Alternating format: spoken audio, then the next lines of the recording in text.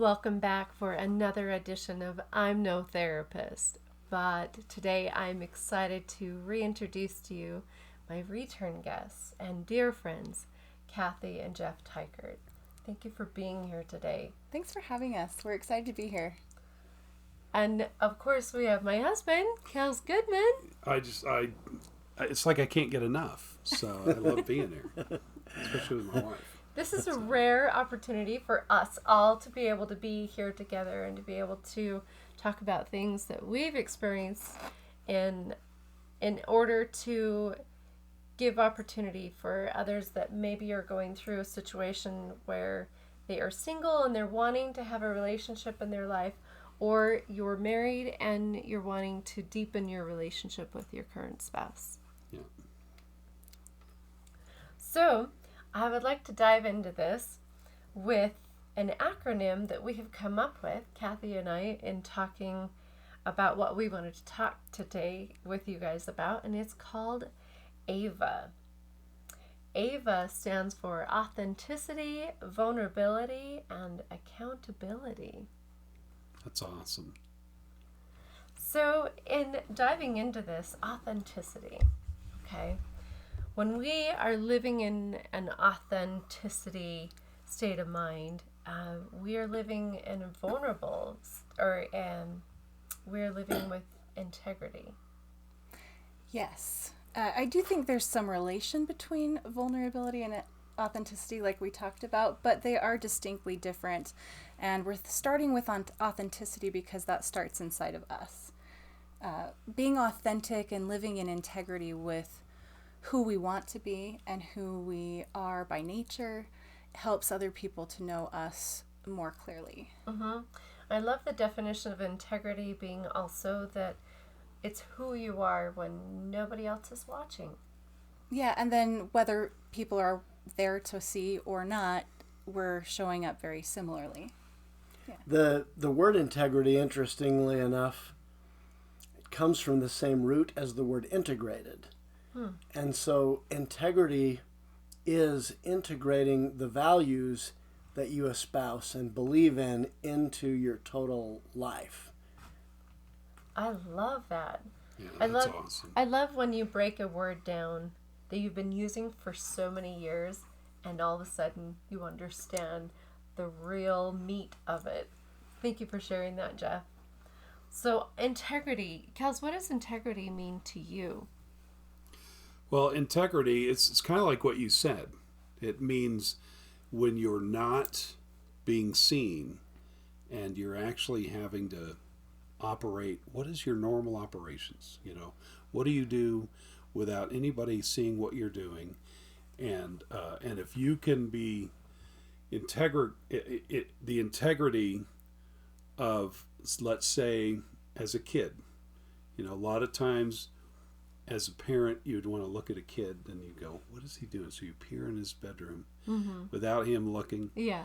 And if he's doing something that you're like pleased with, you're like, wow, it's ingrained in him. It's in his DNA, And then if you see him doing something he shouldn't, that's the part where you're like, oh, typical kid. Gotta work on it stronger. It's got to work on it better. He obviously doesn't get it, but. Yeah, but even adults. I mean, we have to be able to have it wired in us to do what's right. Is it integrated into our character, or is it something external that's motivating us? Yeah, right. Exactly. Well, and sometimes people are motivated externally when they're dating to show up inauthentically so that they'll be liked, so they'll be accepted. And one of the worst things that can happen is to be successful at being someone you're not, because you cannot keep up with that. That's just going to be exhausting, and eventually you're going to be known. That's a huge temptation if you really like somebody or if you're really invested in a particular relationship. And I've had coaching clients who talk to me about this. Well, I just kind of become who I think the other person wants me to be, instead of really being true to who they are. And like Cathy said, even if you succeed, you fail because you're going to set up a relationship that you can't really be yourself in. Well, and you can never know if they accept you for who you are if you're not being who you are. Oh, that is so deep. Right. I mean, the fact that you show up inauthentically because you want someone to like you, and then if they fall in love with that person, They fall in not love with a really mask. loving with you. Yeah. Yeah, and if there's anything you withhold intentionally, and there's always this secret in the back of your mind that you think, oh, well, if they knew, they wouldn't have accepted me. I really duped them into marrying me. I mean, if you think that for years and years and years in a marriage, and who knows, maybe some of our listeners might be there in that situation, that's really tough. It's tough to be in a situation where you don't really know if you'd be truly accepted for all of you.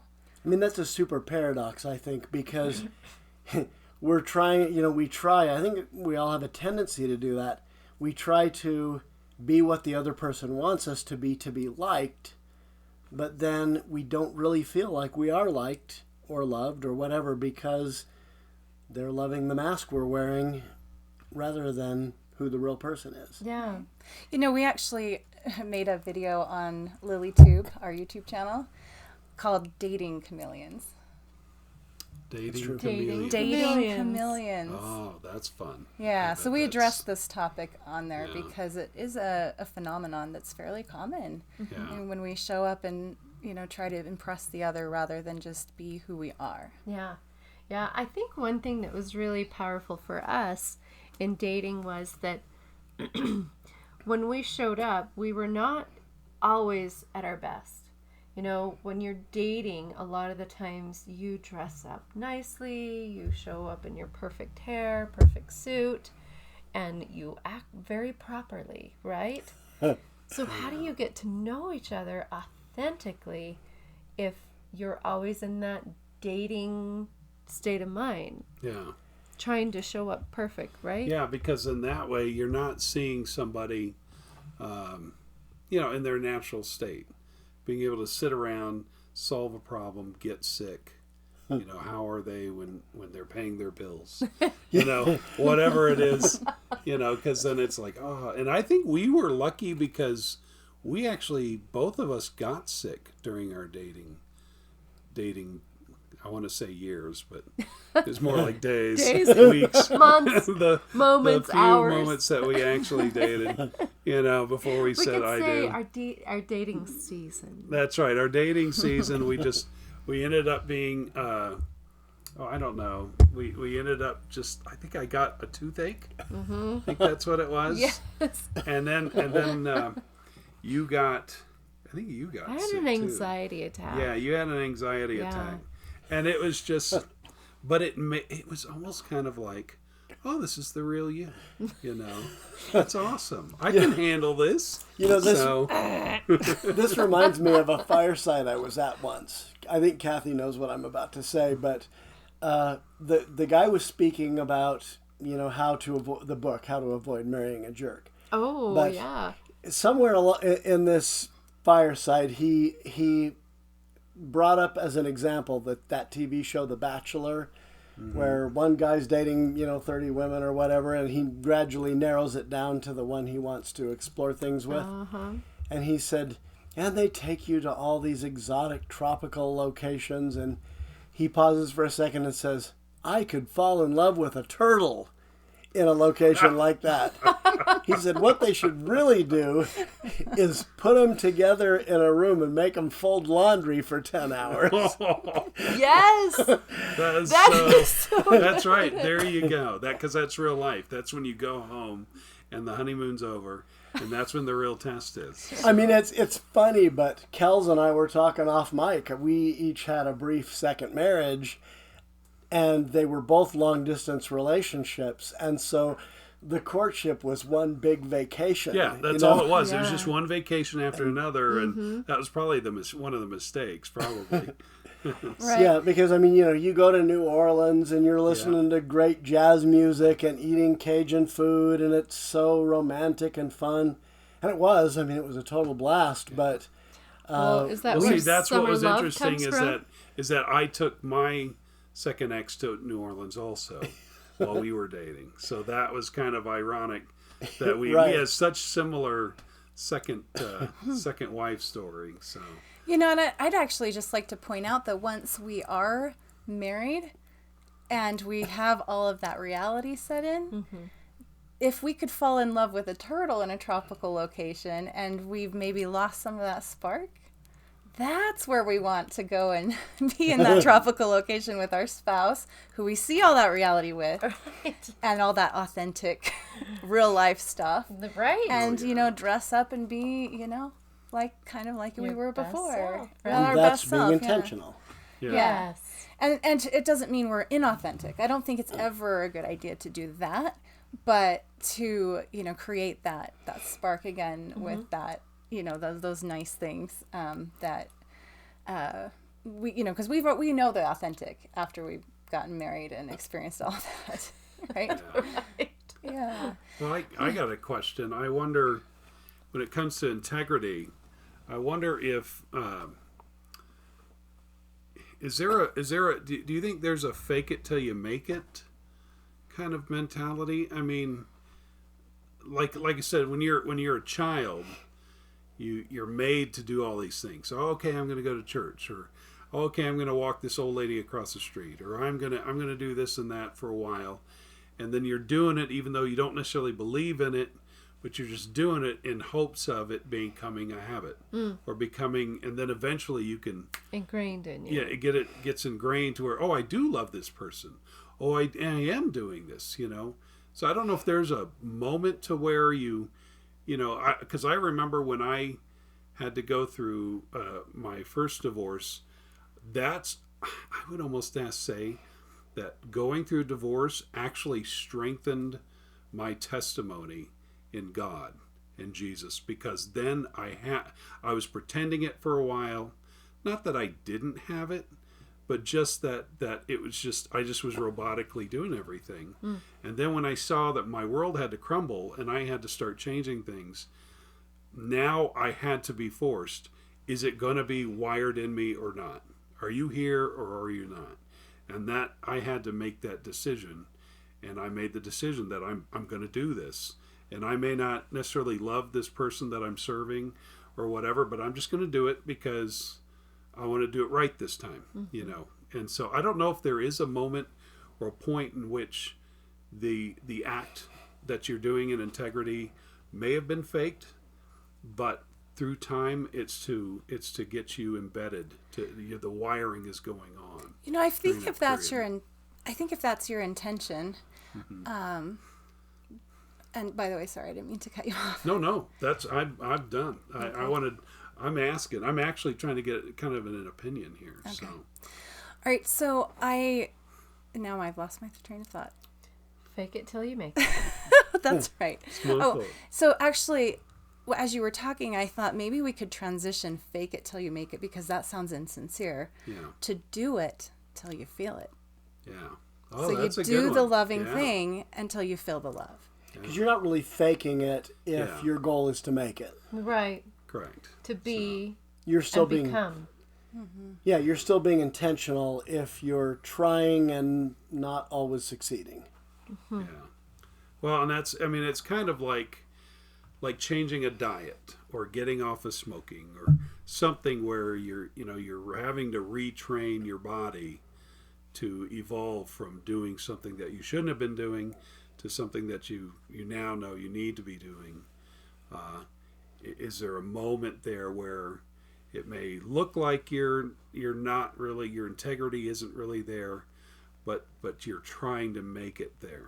Well, and this is where you can actually be authentic by saying, hey, you know what? I'm not there yet, but I want to be. Yeah. And here are the things I'm doing so that I can be. Yeah. And, you know, we don't always show up as our best self.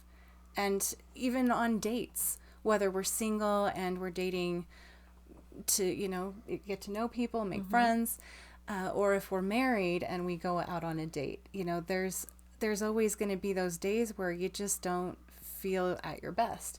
And we can be faking it, or we could even just be a little vulnerable and honest about the authentic nature of our emotions at that time. Exactly. And I'm so glad that you went into that, because our next step is actually vulnerability, which I think is so important, that we do show up as a vulnerable person, realizing that we're not perfect, that we have flaws, but the vulnerability that we bring into a relationship can strengthen it. Yeah. It can, and it can also, it can allow people to be endeared to you as you share the imperfections of yourself. You know, because you can show up and you can kind of flounder, kind of in a bad attitude, but like trying to be nice. And usually people can kind of sense there's something off. But if you just show up and you say, you know what, I've had a bad day and it's not you. It's like something I experienced and here's what happened. And, you know, this is kind of how I'm feeling right now. And I'm usually a pretty chipper person, or, you know, whatever is true about you. You can say, this isn't how I wanted to show up for you today, but, you know, stuff happened, and what do you think? Should we try and make the best of it? This is what you get. So, yeah. Well, and I think vulnerability moves into honesty. How honest are you willing to show up in a relationship? I know when you and I first dated, that we desired honesty. Yeah. That was a trigger for us. We wanted to have honesty. I would say also that we were willing to be vulnerable, but you have to take it at certain stages. Yeah. Like if I showed up to the first date and I spilled everything onto your lap and said, here, deal with it. It's me. I'm authentic. I'm honest. It's who I am. It would have scared you away, right? Oh, it might have. Yeah. I mean, I don't know. You were so cute. So it's hard to tell. So. You know, to give an example, though, in another interview, we talked about things I told Cathy on the first date, which included that I was couch surfing at my parents', that I'd recently been laid off from my corporate job, that I had gone through a second divorce. It was not a very flattering picture, but I wanted her to understand where I was so that if this started going anywhere, she would know. And I want to ask the two of you, when you heard me tell that story, did you feel closer to me or more distant? Do you have an answer for that? About the couch surfing? Yeah, that whole thing. Well, I think I understood you. I think I'd say I felt closer because I understood, because I've been there. Maybe not that exact situation, but yeah, I think I would say that I understood you. I understood it. I think when I told those things to Cathy, she felt closer to me too. And I didn't spill everything about my former marriage and all that stuff, but I told her what I felt she needed to know at the time and was honest about it.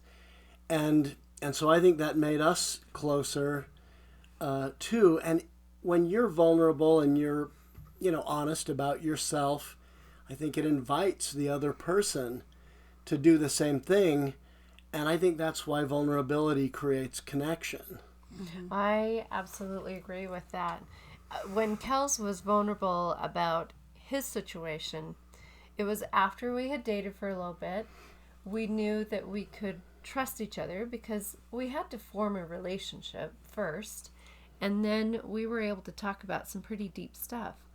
But the fact that he was vulnerable with me showed me the integrity that he had, that he was willing to work through the things that he was going through. And I knew that that was a quality that I was looking for in a future spouse, was someone that was willing to be honest with me. And because they were honest, I felt like we could move through anything. So like you said, that honesty endeared me to him because I could see his integrity. Well, and I think from the experiences that we had, we were hungry for honesty.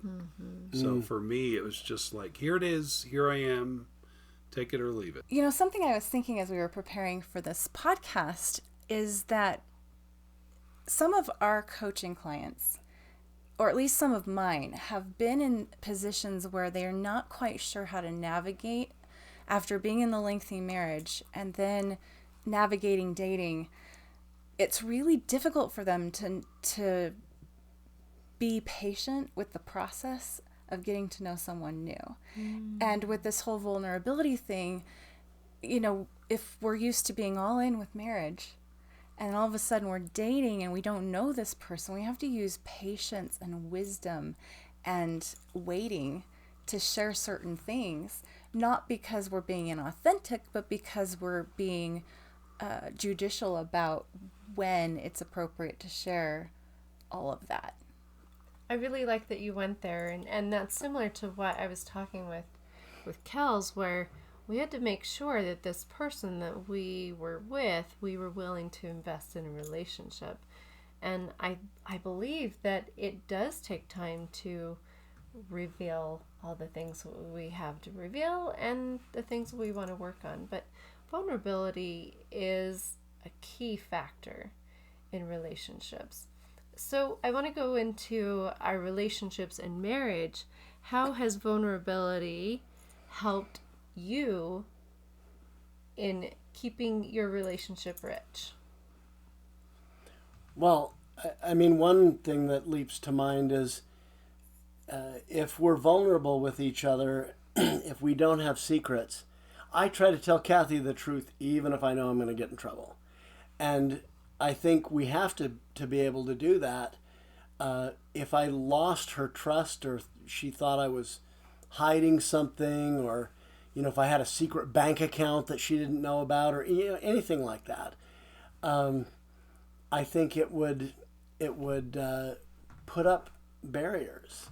Then you start to think more strategically with each other, and that's taking you to dark places. So I think it's keeping it real with our pillow talks or whatever it's really the foundation. Without trust, you're nowhere in a marriage. I totally agree. I don't even, I think you had mentioned trust in a previous marriage wasn't there. And I had that too in my first marriage. And it was so hard. It was near impossible. I mean, I even remember thinking, where are we if we don't have that? Right. And I think some people may shake their heads and not understand, but for anyone who's been there, I think they would. Yeah. Having trust in a relationship, like you said, it is really hard when there isn't trust. How do you grow close when there isn't trust? How do you have conversations that bring you close to each other when there is things to be hidden? Well, and this is where the wisdom that needs to come with vulnerability comes into marriage even. If you can't trust your spouse, then you can't be as vulnerable as you otherwise could be. Just as when we don't know someone yet, if we haven't gained trust over time with someone, we need to be judicial about what we share with them and how vulnerable we are with them too. Yes. So when I was in primary, there was a little song that went along the lines of lies. If you tell one lie, it leads to another. If you tell two lies, it leads, then, oh brother. Basically saying that one little lie adds to another that needs to cover that up, which adds to another, which grows and grows and grows until you can't decipher what the lie was in the beginning. In a relationship, I know that Kels and I, we strive to keep honesty at the highest peak of our relationship. Yeah, I always knew that if there was ever even like one lie, or a handful, I knew that if there was going to be one or two, that we were going to be on a different journey. This is going to be a different situation. And not that, there aren't moments that, I may have like eaten something I shouldn't have, or, I'm on a diet and I sneak it in and I lie.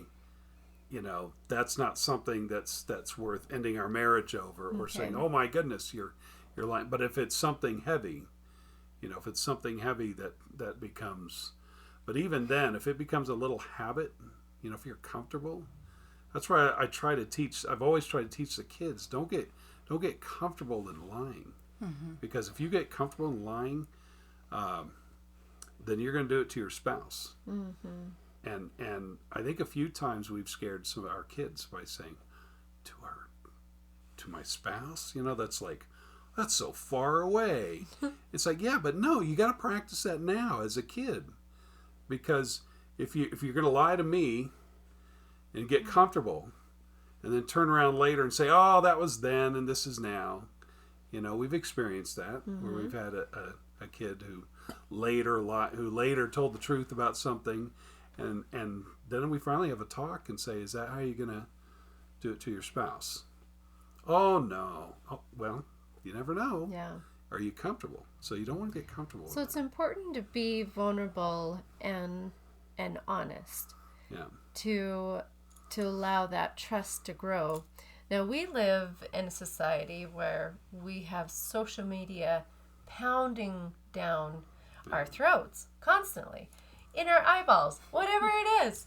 It is in our faces. And sometimes we are faced with some inappropriate images.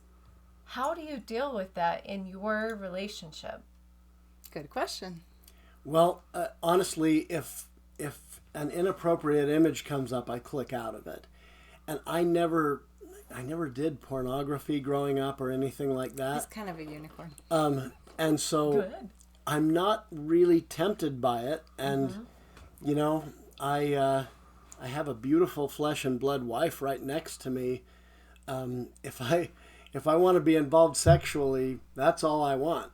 So, I will tell you that he actually has had a woman send him pictures that were totally inappropriate, and he shared that with me. Her. Yeah, because and that's that's a policy we have, that if we hear from former dating partners, and most of the time it's very innocent, it's just friendly banter, and we have kept friendships with them. Yeah. We just make sure we tell each other so that there's nothing, we need to be concerned about. We kind of have that same policy. Yeah, we do. If we run into something online or something, we quickly show and say, hey, look, isn't that funny? And then we move on with our lives, because we have each other.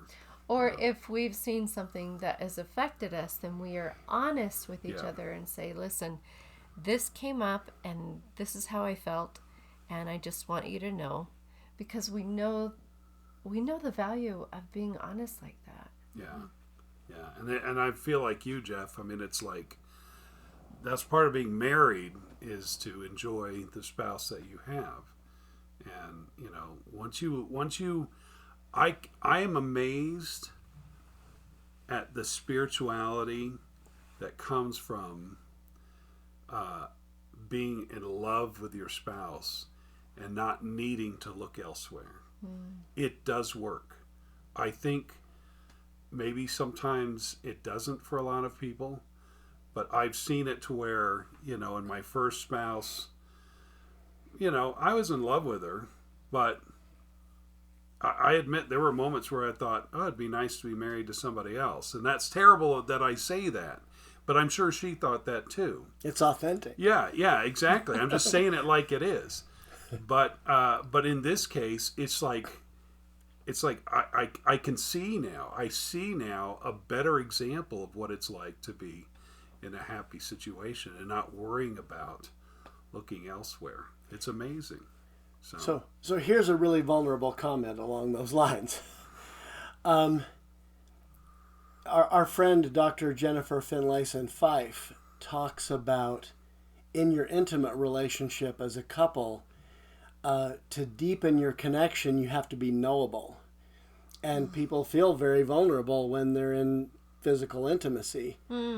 And it's interesting that in the Bible, the word for sex is to know. True. Adam knew his wife, and she conceived and bare a son. Right. And I mean, knowing the other person is literally the word they use for that. And so I think about that in terms of, you're very exposed, of course, in lovemaking and all of that. Some people become very shut down in in that area as well. Well, and they say that foreplay is everything that happens between encounters. And if that's the case, then vulnerability in the relationship, being willing to be seen in our daily interactions, Yes. is what's going to make that so much richer. Right. It extends, well, in a healthy relationship, that becomes an extension of the love that you share throughout your whole life together. Yes. Oh, I love that. So rich. So beautiful. I think I just wanted to circle back to authenticity, because when you were talking about lie, just starting out 1 and then 2 and then 3, and then all of a sudden we don't know which is which. Uh-huh. I think that's why we started with authenticity, because being our authentic self requires us being honest with ourselves first and foremost, and that's what allows us to be honest with others. Yeah, that's right. Starting from the inside out. Mm-hmm. Yeah. And it's okay to take a daily check-in. Inventory. Thank you.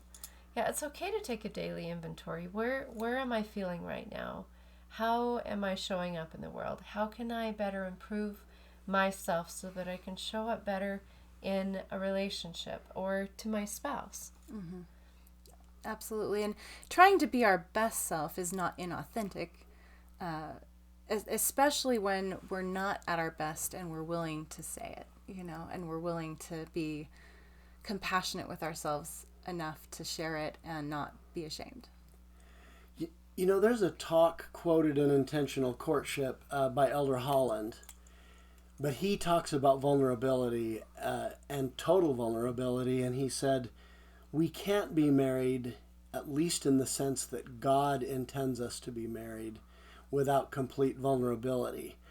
And he said the good sense of the world would suggest that we hold back a little bit, that we not be so exposed.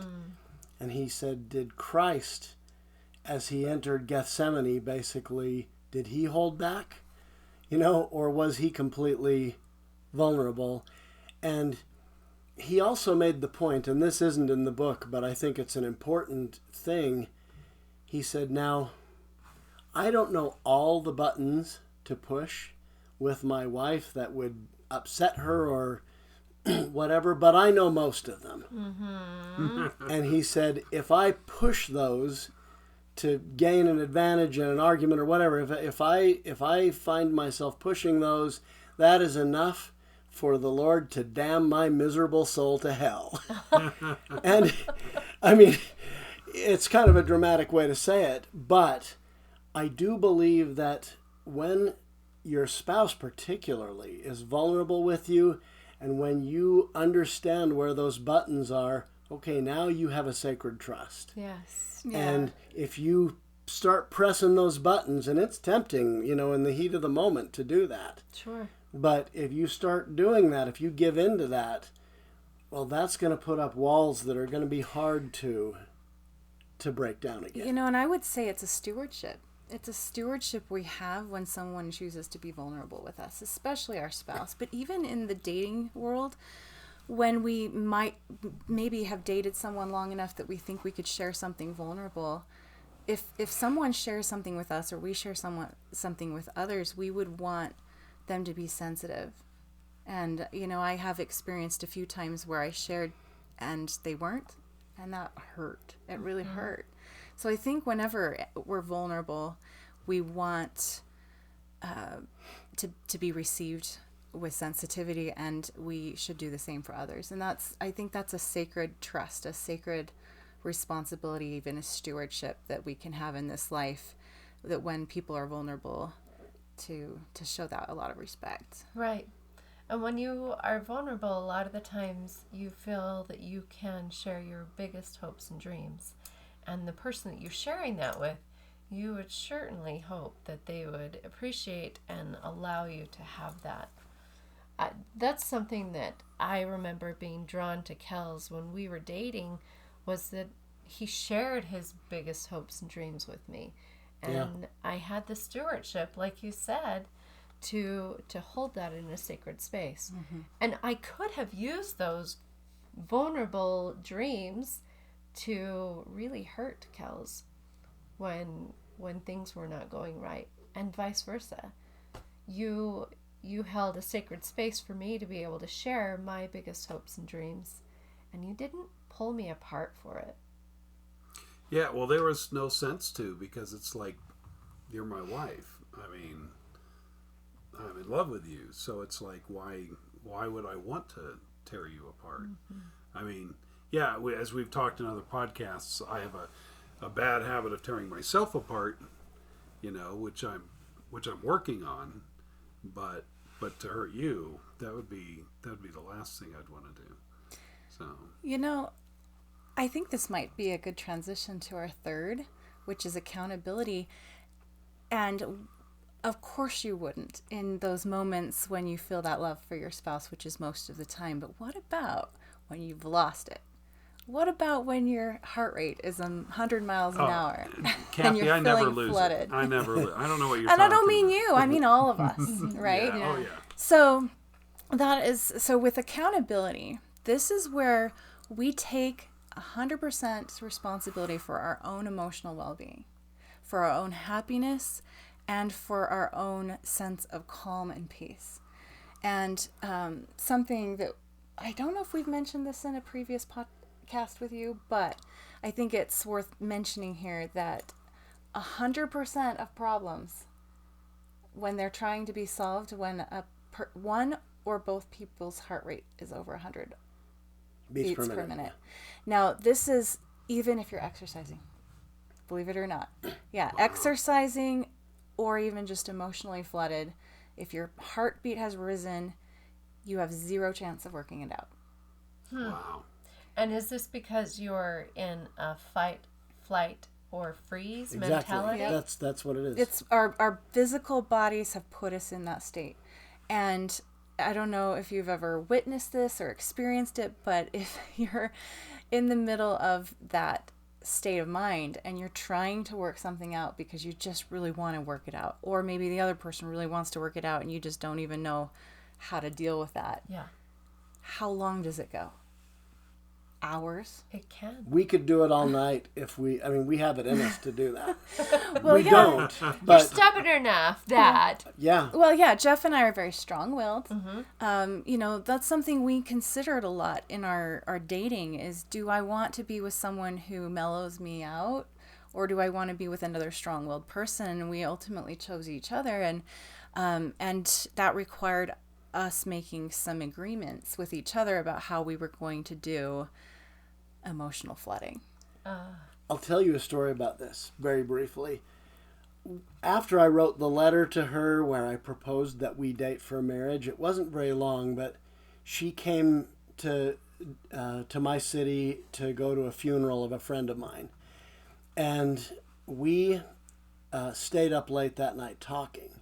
And the subject of some issues surrounding when we had broken up previously were coming to the surface, and we were sharing our pain with each other, and it got a little tense a few times that night. And Cathy, when she could see that happening, would say, "Okay, Jeff, we need to stop, or we need to kneel down and pray."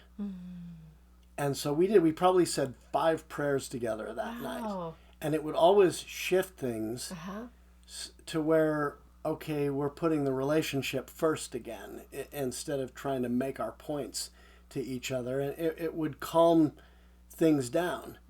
And I remember at that moment, that was when I became thoroughly convinced that this is who I wanted to marry. Wow. I feel that. That's pretty amazing. Do you remember when we were at a place when we were dating that there was conflict? And I know my MO is to shut down. Yeah. My first experience in marriage was I was left alone in silent treatment for about 2-3 days. Whew, that's abusive. Oh yeah, that's hard. So that's what I was used to. And also for me, my silentness is to be able to gather my thoughts, because my brain is going 1,000 miles an hour, and I know that where I am, what I'm going to say out loud will be hurtful, and I do not want to hurt you in any way. So I'm trying to work things out internally before I express it. This is where my quietness comes from. But when we were going through a conflict, you wouldn't let me go and sulk. You pursued me in a way that you helped me to understand that you were trying to understand, that you needed me to communicate with you what was going on. And I remember that being such a shift for me, that somebody was teaching me a healthy way of dealing with conflict. Yeah, because I don't like those things dragging very long. I mean, I couldn't go for 2 or 3 days just leaving you alone and just living my life or whatever. That's just difficult for me because of how joined at the hip we are. I couldn't see being a way of living. And it doesn't have to be all one way or the other. We actually came up with a happy medium, which is we can take a time out when either of us need one. Meaning, when we know we're going to say something we'll regret, when we know we're incapable, like 100% incapable of solving anything, Okay. Why do the harm? Why do the damage? Why spend the hours of time, making things worse? But to clarify, this is different from the silent treatment. It is not to punish the other person or hold them over the fire or anything like that. It's really to give ourselves a chance to self-soothe, to get calm so that we can have a better discussion. And typically, for us, typically 20 minutes is enough. Yeah, well, it sounds if we like catch it early enough. Yeah, it sounds like it's a pre-approved Method. Agreement. Agreement that you're doing. It's not something to shame the other person, but it's actually, which is what was probably happening before, it was more to shame you, not to punish. Yeah, it was to punish you. Whereas this is something where you agree, there's a button. policy. Yeah, there's a button. In fact, in one of that last podcast we did in Houston, one of the things that we Our said, raw episode when we were still in the heat of what we're stuck in Houston. I use the end of the world. End of the world. Yeah. We use the example of the Hulk. That if I were getting ready to turn into the Hulk, you can't sit there and say, hey, let's settle down, let's breathe, let's breathe. Don't mind me while I turn into the Hulk. David Banner never does that. Yeah. He's always in the heat of, and it's just, and that's what you get. And David Banner's going to turn into the Hulk. He's going to do some damage, and then he's going to turn back, and then he'll be fine.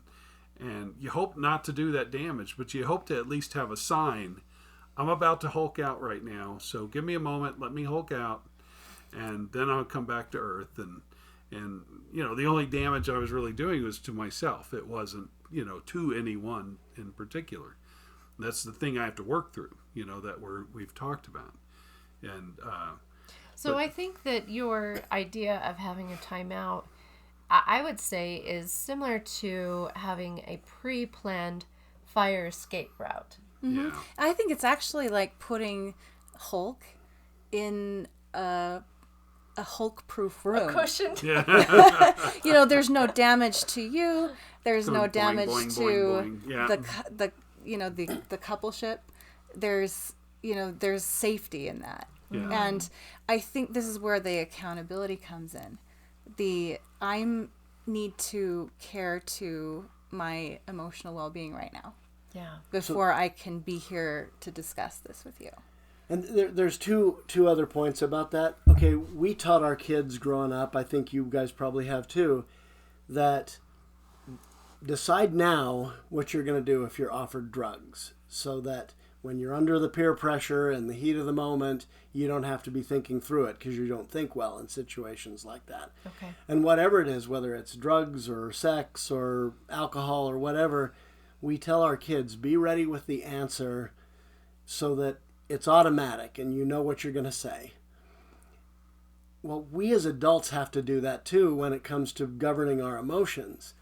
We need to decide in advance, this is what we're going to do when one of us is flooded, and then the procedure kicks in when that happens so that you don't have to sit. Because if you think, well, we'll just cross that bridge when we come to it, well, prepare for a hot mess, because that's where that's going to land you. The one other point, when you go away to self-soothe during a timeout, don't prepare your rebuttal. Oh. Don't spend that time stewing and trying to come up with all the reasons why your partner's wrong. Focus on yourself and your own emotions and take care of it. Sorry, I caught that in the wide shot. You sneezing right on my arm, so I apologize, Jeff. I totally ruined you. I sneezed into my elbow. I didn't sneeze on your arm, but What's it all was that in that green stuff on my arm? So, just kidding. Like, That'll be part of the It bloopers. feels like I love you. yeah, Do we that's need what to it do is. anything again? No, it's mostly just Jeff. that was such good points. I'm so sorry. Yeah. So. Let's see.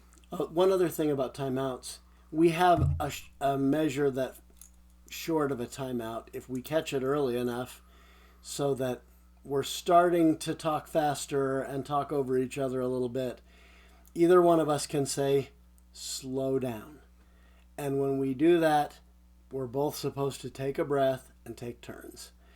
Now, that isn't always going to solve it if you've gotten too far into being emotional. Mm-hmm. Yeah. But if you catch it early enough, sometimes that prevents you from the inconvenience of a timeout. Yes, I agree with that. You know, and there's safety in taking timeouts and having your partner support you in taking timeouts because, you know, I think we talked about this before. When you make this arrangement for yourself, hey, I'm going to be responsible for my emotional well-being. But let's say your partner doesn't allow that. Maybe they're just chomping at the bit to get this resolved and they want it resolved whether you're ready to do it or not. And, you know, that can even happen between us. If, you know, one of us is anxious to resolve it and That's the other me. one isn't ready to talk yet. That's her. Usually, yes.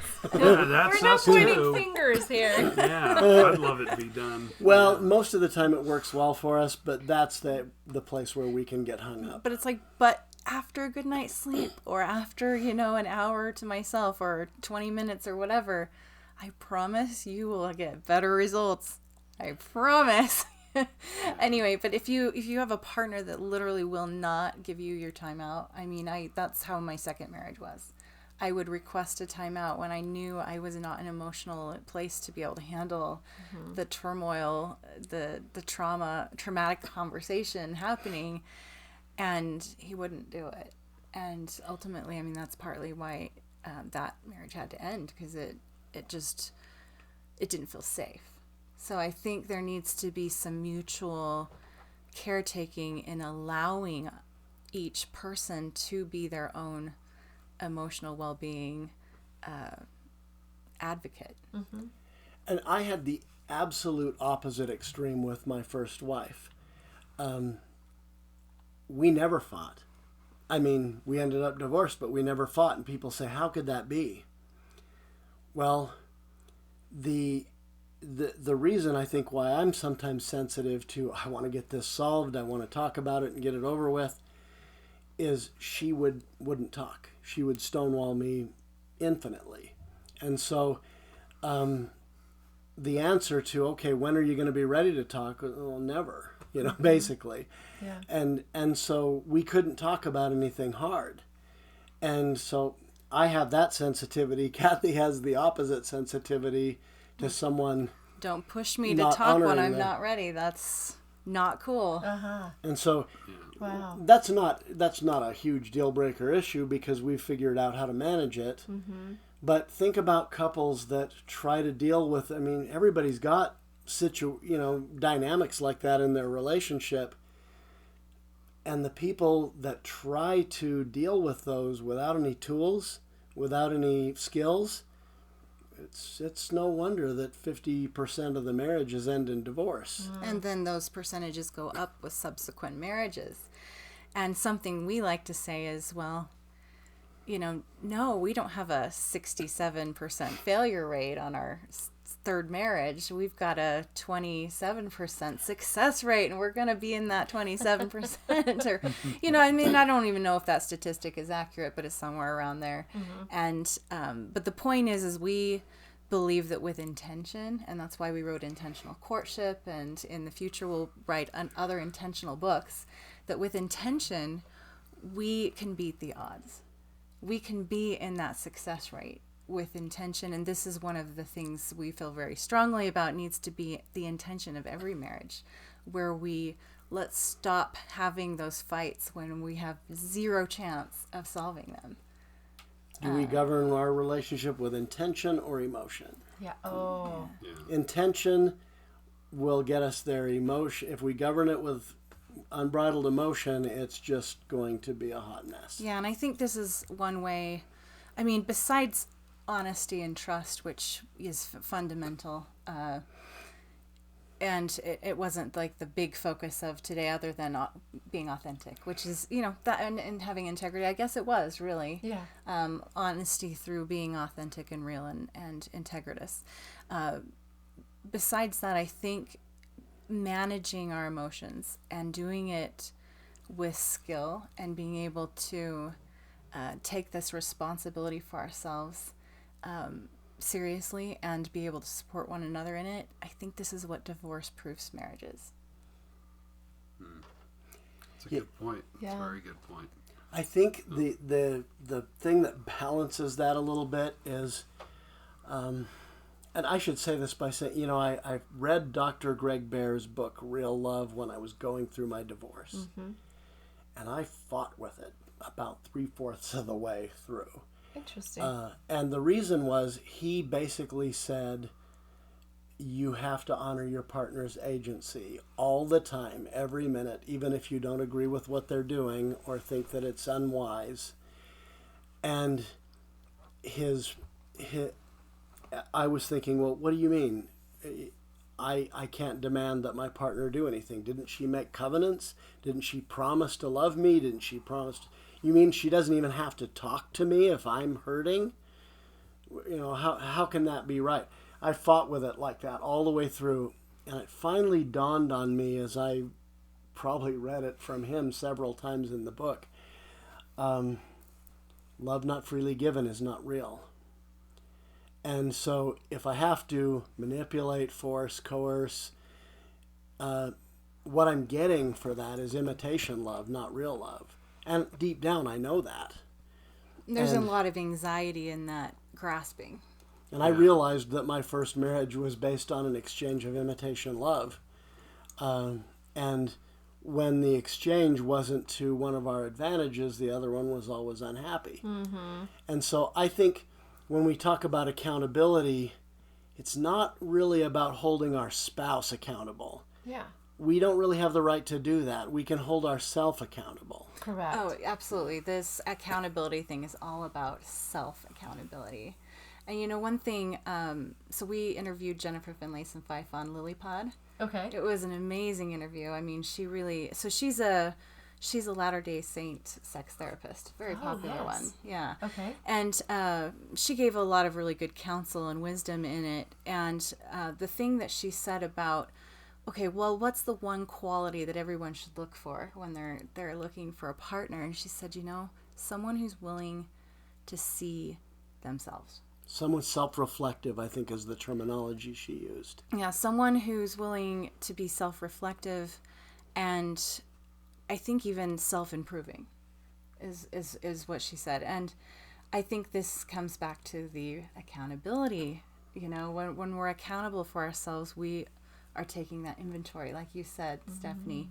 We're taking inventory, and we're willing to work on ourselves. And that's why personal development is such a big part of the book we wrote, Intentional Courtship, because it is really, in essence, the only way in which we prepare to be with or in a healthy relationship is to be more healed, to be more whole when we enter that relationship. And if we've loved and lost, if we've grieved a loss of a previous partner, then that's the work that we have to be accountable to do for ourselves. This I mean, is true. two happy people don't get together and have a lousy time.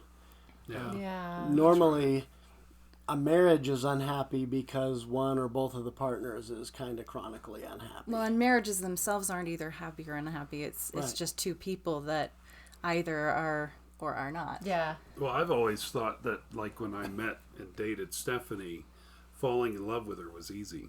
You know, yeah, there's all the logistics that you have to do of being able to, you know, where are we going to live and how are things going to happen? But the love for her was easy. That was, there's been no, you know, oh, I guess I need to alter my life to love her here, or I need to see what I can get her to do here. It was more, hey, I just want to hang out with her. Right. And that's why when I feel like singles come to me and always say, you know, how do I know if I'm gonna, you know, how do I know if they're the one, or you know, they overthink. I feel like, this is me, everybody does things obviously differently, but I feel like if you're overthinking it, then maybe there's a problem. Maybe there's some red flags there, because I feel like if you're overthinking this, do I love them? Is it real? Is it, you know, I mean, you got to have time to learn. You got to have time to figure out. But if it's something, you don't want that to seep into, once you're into marriage, you're still doing that. You want to, it has to be natural. This is my girl. This is the way we're going to do it. And we'll figure it out. We'll figure out all the details later. But I love her, and that's what matters. And as long as it works, then, you know, we're here. And Chewy's excited to be here too. So, but anyway, what else you got here, Stephanie? What else is on your? Well, you schedule know, here? one thing that I wanted to address is before I was divorced, I used to listen to a radio show called, it was by Dr. Laura Schlesinger. And I used to listen to that Oh too. yeah, Right? Dr. Laura. Yeah. I saw myself calling her up and talking about my situation many times, but I never did. However, there was an audiobook that I really enjoyed, and that is Dr. Schlesinger's Proper Care and Feeding of Husbands. Now, there are some points that Dr. Schlesinger goes over that I don't exactly agree with. But one thing that I kept in mind from that audiobook was, when I was dating, I knew if I was getting together with this hot guy, I made sure to look my best. I made sure to think about what we were going to do on our date, how I was going to act. I knew that I was excited for the date. I knew that maybe there was going to be a kiss at the end. Like, I was excited about these things. I showered. I put on my favorite perfume. I just showed up as someone that I wanted him to be attracted to. And when we get married, we can fall into the slump of not really caring about how we look, by not taking inventory of how we're showing up. How many times are we wearing yoga pants in a week? Why are they going to work and seeing women that are all put together and then coming home to someone that has been in bed most of the day? Or just whatever you can do to keep that love alive, that shows through your actions that there's a purpose that I'm in love with you, and there's a purpose why you're in love with me. You know, there was a lady that I dated after Cathy and I had broken up, and she was a great person.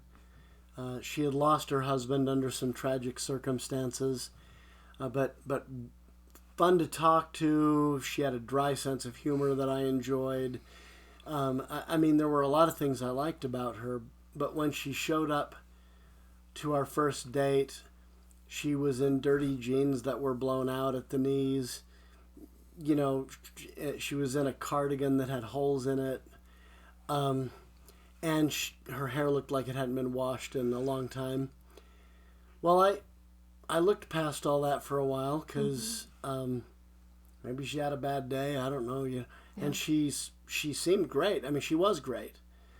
But I came to expect that this was the way she showed up on a date and in life.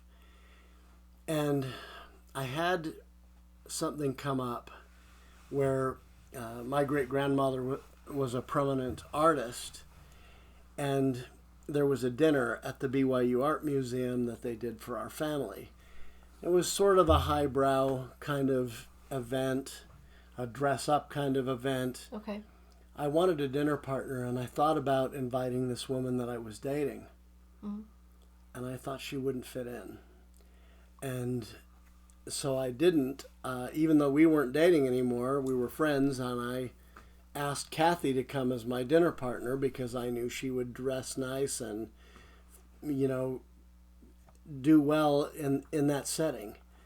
And maybe that's shallow of me, but I know man looketh on the outward appearance and the Lord looketh on the heart, but none of us are dating God. So, I'm not suggesting people be inauthentic, but I think it does say something about you if you always show up to life looking unkempt. Yeah. Yeah, and I do agree with you that when it comes to marriage, that isn't the time to stop caring. And not just for your partner, but for yourself. Absolutely. And I think we originally had said that self-love was going to be one of our three. Uh-huh. And accountability essentially is self-love through the responsibility to care for yourself. Absolutely. And so I think being willing to take care of ourselves, proper grooming and all that, mm-hmm. I think, it helps us feel better, puts us in a higher vibrational state of mind. We end up positively impacting those around us, I think, when we take the time to do that. Yes. And I know sometimes when Kels is in a place where he's really not liking himself, and I'll see him beat up on himself, I go into a place of, that's my boyfriend you're talking about. Don't talk that way about the man I love. Yes, exactly. And I think that if we take that accountability into ourselves of how we love ourselves and how we want to show up in that relationship, I think that those are tools that deepen our relationship. So really quickly, I just want to go back over those, the acronym. Ava, correct. Ava, do you have Ava in your life? Instead of Moxie, it's Ava. Do you have Ava in your life? Authenticity, vulnerability, and accountability. Now, we're no therapists, but we do have real life experience, and we would love to be able to hear from you. What are some values that you feel have enriched your life in relationship? And also, I would like you to reach out to my friends Cathy and Jeff Tykert. They have a website, and I'd love for them to introduce a little of their information. This is their beautiful book behind me that they have mentioned, Intentional Courtship. This is a mid-singles guide to peace, progress, and pairing up. In the Church of Jesus Christ of Latter-day Saints. That's right, and that's the first one sold. That's Isn't right. That the first yeah. one sold? Stephanie found out that it was live before we did, and we got that message from you. I was like, "Ooh, awesome!" And so we just signed it for her today. Yes, I have the authentic, hand autographed book of the Tykerts, right. And it's selling well on Amazon. So this is awesome. The book that we wish we had when we were dating. It's the book we wish we'd had when we were dating. Well, and that's one of the reasons we wrote it, is we felt like the mid-singles community was underserved in the church. So and we wrote it the summer of 2020. right after COVID hit the U.S. It kind of became our COVID project. I mean, that really wasn't the intention. It was more that just happened to coincide with the timing, which helped because, we were able to knock it out in about 4 months. We wrote that whole thing. Oh, my goodness. It just came pouring out of us. And we were very intensely focused on that project. But then it took us over a year to perfect and polish it, where we had 3 professional editors. We had beta readers that we applied their suggestions. We had a final proofreader, and then the formatting, of course, we're very particular and picky about. So anyway, it took us a while to get it out. It came out in November of 2021. And in the meantime, we developed an organization called Love in Later Years. And our website is loveinlateryears.com. That's a good way to find all of our stuff. Through Love in Later Years, we created, because the acronym for that is Lily, and so we created LilyPod, 2 words. LilyPod is our podcast. LilyTube is our YouTube channel. Lily Publishing is how we're publishing our books, and also Lily Coaching. We went and got certified in life coaching so we could be more skilled, along with our mutual university degrees in family and human development. We both happened to have picked that same degree when we were going to school before we ever met. That's amazing. Yeah, so we'll just invite everyone to go to our website and subscribe to our Lily letter.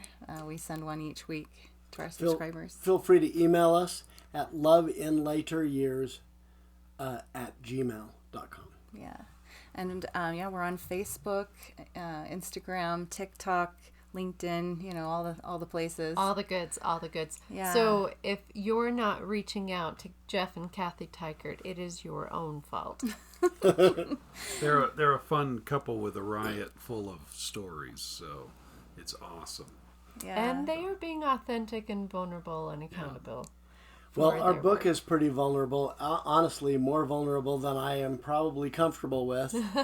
But one thing that we hear from a lot of people who have read it is it's nice to know I'm not alone, and that sort of thing, that it feels kind of like, wow, this is somebody who understands. Yes.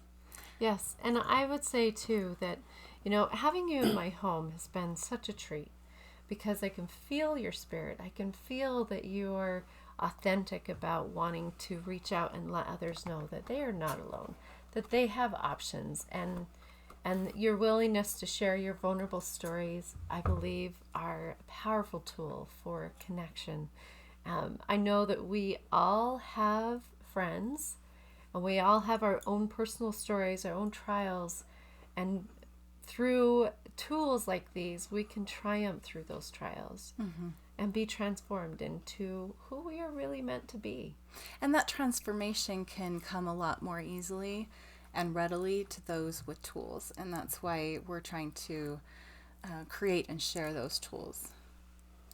So if you have some questions for my dear friends, or if you have some ideas on the episodes that you would like to see, maybe some questions that you have, please reach out to us. You can email me at stephaniegoodman.art@gmail.com. You got the email. Would you repeat that again? Yeah, loveinlateryears, one word, @gmail.com. Thank you so much.